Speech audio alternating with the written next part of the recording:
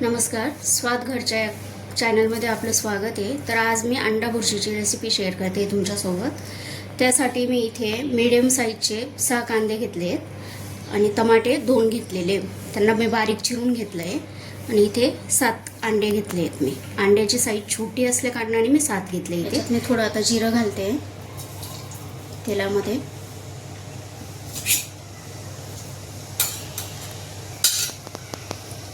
कांदे टाकते.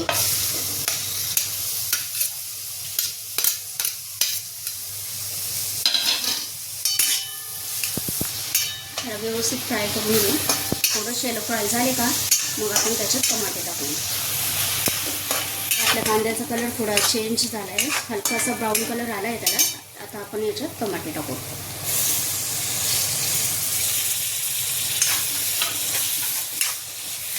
खूप झटपट तयार होते ही रेसिपी आणि चवीला खूप छान लागते. मी कधीही असं पटकन बनवून रेडी करू शकते.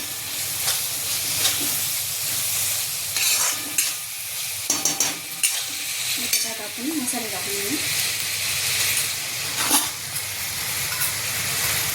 एक छोटा चमचा मी इथे धनेपूड घालते. एक छोटा चमचा हळद घालते.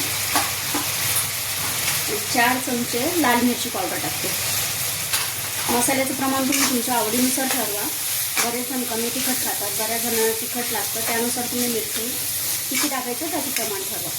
इथे मी बेसिक मसाले जे आपले प्रत्येक रेसिपीत यूज होतात तेच मसाले मी घातले, बाहेरचं काही टाकलेलं नाही मसाला मी याच्यात.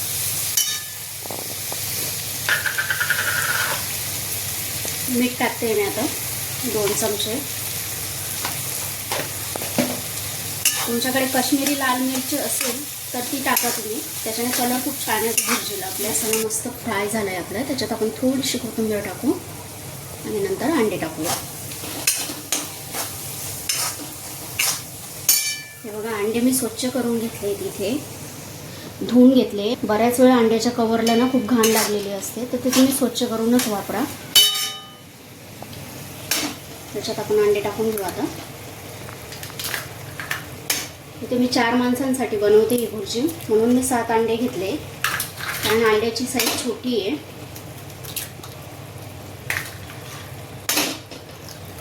बघा, अंडे टाकले आपण, तर मिक्स करून घेऊ व्यवस्थित.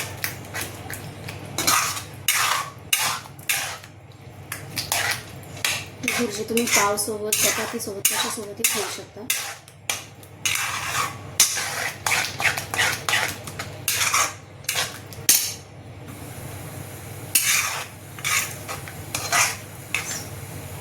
बघा, आपली भुर्जी रेडी झाली आहे आता मस्त.